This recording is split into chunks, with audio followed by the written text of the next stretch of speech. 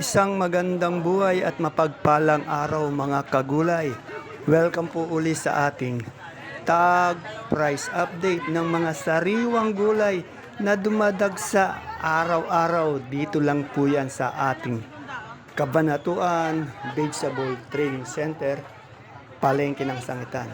Muli po, samahan niyo po ako mag-tag price ng mga gulay para meron po tayong idea at basihan sa mga presyo ng gulay na ating pong magagamit pag tayo po'y nangalakal o mamili dito sa ating bagsakan. Magsimula po tayo sa ating tag price sa sitaw. Ang sitaw po medyo umangat po. Yung pinakamaganda po ay nasa 100 to 120 ang isang tali, isang bigkis. Yung good po nito nasa 80, 90 ang isang tali. Yung pinakamaganda po 120, 100 ha. Sa pipinong bakla naman po, meron po tayong 17 to 25 pesos per kilo. Sa ating Sophia po ay meron tayong 20 pesos po per kilo. Sa ating okra naman ay meron po tayong 35 hanggang 45 pesos po per kilo.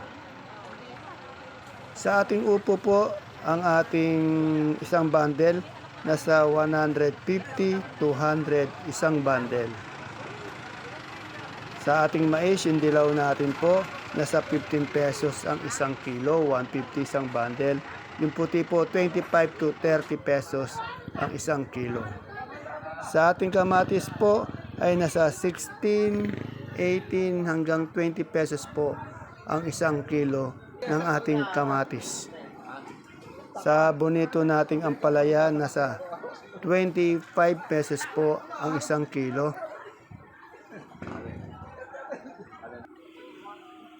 At sa ating mani naman po ay nasa 65 pesos ang isang kilo.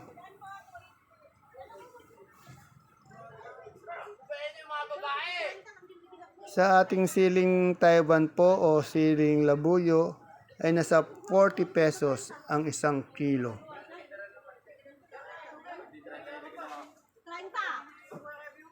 At yung ating siling sultan, meron po tayong 50, 60 pesos ang isang kilo.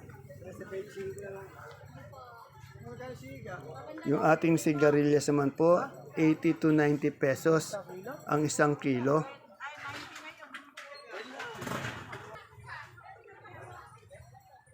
Sa ating mga kamote po, yung Taiwan Sea po natin, yung pang-mall nasa 50, yung di pang-mall 35. Sa ubi po, 40, yung dilaw 35, yung puti po 30 pesos po per kilo. Yung talong po natin, medyo may pag-angat po siya, mayroon 25, pinakamababa po yun ang natanong natin. May 27 hanggang 30, 32 pesos per kilo. Yung dominant natin talong po, nasa 12 pesos po ang isang kilo.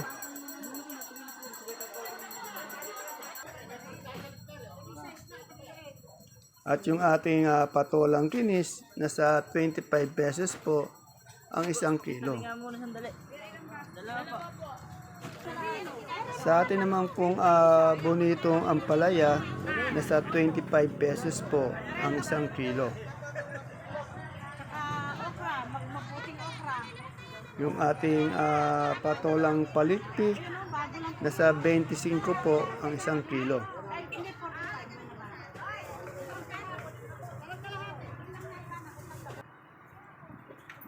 Sa ating mais po, yung ating dilaw, nasa 15 pesos po ang per kilo. Yung ating puti po, 25 hanggang 30 ang isang kilo. Yung maganda po at 30. Sa atin naman pong dahon ng ampalaya, meron po tayong 60 pesos isang tali. Yung habang ampalaya po ay nasa 65 hanggang 75 pesos po ang isang kilo. Sa ating pipinong puti po, meron tayong 20 hanggang 25 po per kilo. Yung ating papaya ay nasa 25 hanggang 28 po ang isang kilo.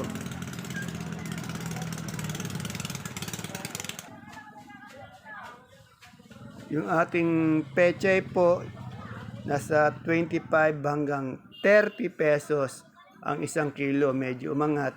At yung ating namang pong mustasa ay nasa 40 pesos ang isang kilo.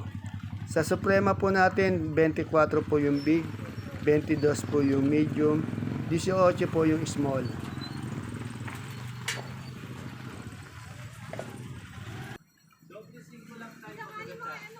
Sa ating alugbati naman po ay nasa 20 hanggang 25 o 200 to 250 isang bundle po.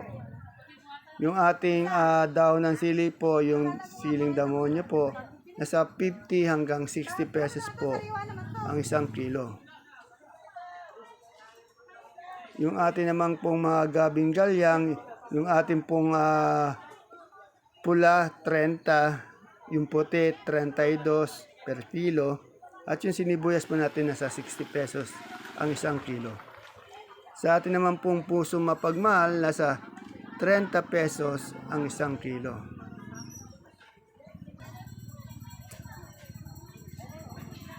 Yung ating saluyot po, nasa 20 pesos po. 20 pesos po ang isang tali.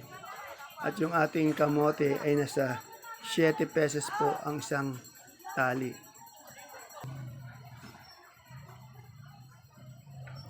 Sa ating sampalok po, nasa 45 hanggang 47 pesos ang isang kilo. At yung ating beans, nasa 50 hanggang 55 pesos ang isang kilo. Yung sibuyas po natin, no, isang red bag, 10 kilo po yan. Yung big, 370. Yung good size po, 350. Local po na sibuyas yan, na sa local natin pula na isang bag din po, which is 10 kilos. Big, 350. Yung good size po, nasa 380. Sa atin naman pong mabawang, 5 kilo po yan. Super white po natin yung big, 520. Yung small, 440. Isang bag po yan, 5 kilos. Sa kanso po natin, yung big 450, yung small 400 po. 420 isang bag o 5 kilos. At yung munggo po natin na labo, 25 kilo po isang sako, nasa 3,200 ang isang sako, 25 kilos po. Ayan. Sa ating kalamansi po, tanghali nang dumadating po, maganda po yung takbuhan ng ating kalamansi. Yung good na good po, 2004 hanggang 2005 po ang isang red bag o isang buriki or 30 kilos yung kalamansi po natin nasa sako. Magaganda po yung kalamansi na yun, yung quality. Sa siling panigang po, medyo may pag-angat. Nasa 30-35 pesos hanggang 40 pesos po ang isang kilo. Pinakamaganda po niya, 40 pesos po. Sa ating mga gulay bagyo po, sa repolyo po natin, ang isang bundle po ng repolyo ay nasa 280 pesos ang isang bundle. Sa ating pechay naman po, yung Chinese pechay po natin ay nasa 350 pesos po ang isang bundle.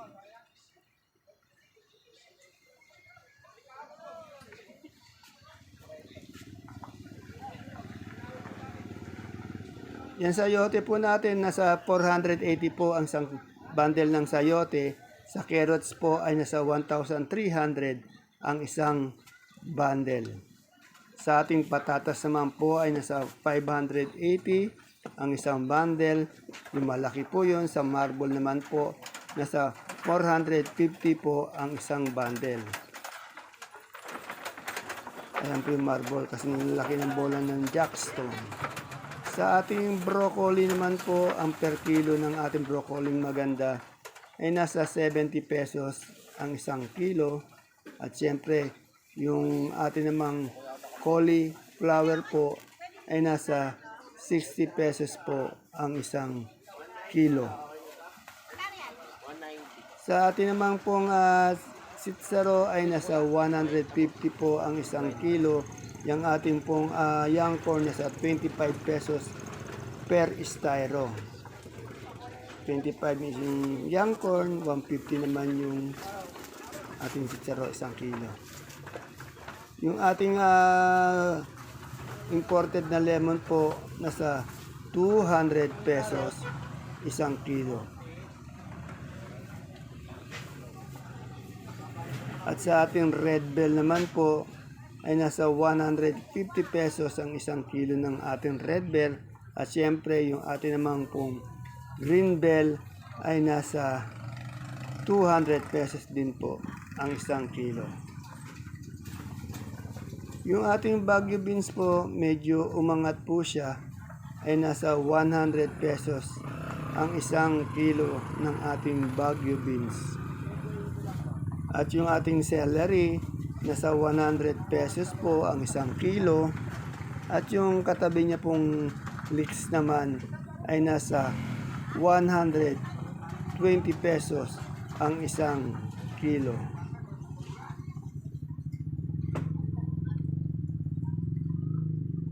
Sa ating lettuce naman po, itong ating green leaf o yung green eyes na tinatawag nila ay nasa 100 po ang isang kilo.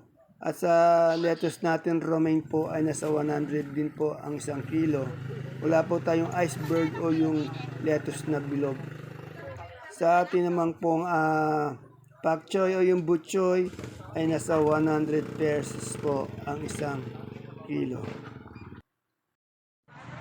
Ayan po mga kagulay, mga kapalengke, ang ating pinaka-latest price tag ng mga sariwang gulay na dumadagsa araw-araw dito po sa ating bagsakan.